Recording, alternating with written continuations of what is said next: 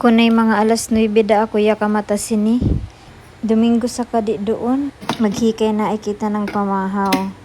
Ing una ko na ay pagpabukal ining longganisa. Samtang katagad ako sini na mabukal, itadtad ko da sabdayon ang mga talong. Inday lamiani sagid ako bisan uno na recipe sinin talong.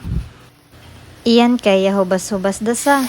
Idungagan ko ng oil kay para mas maluto gayud. Uni kay mayo style magluto sinin longganisa. Kuhaon mayo ining silupin o diri da. Kay ang kanako, basta maluto amo da iton. Pag maluto da, diri da mo padugayon sa kaha kay basin mapagudi. Haw mapagod ra ba, dali da ini mapait mga supos sini na pagkaan.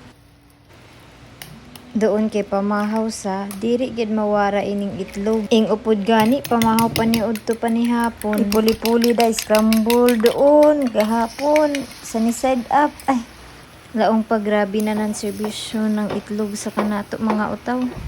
Pero ang pangutana, sino gay una, ang manok or ang itlog?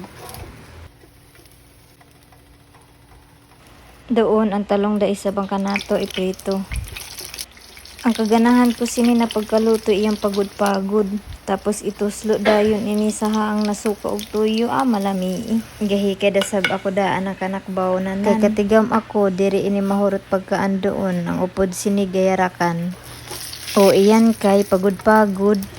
Kaubos sini ang kanon, diri makabaws, kay tuslo din ng suka og tuyo na, na, finish na gayo dayon. Amo da ini ang kanak pamahaw. Mangaan kita.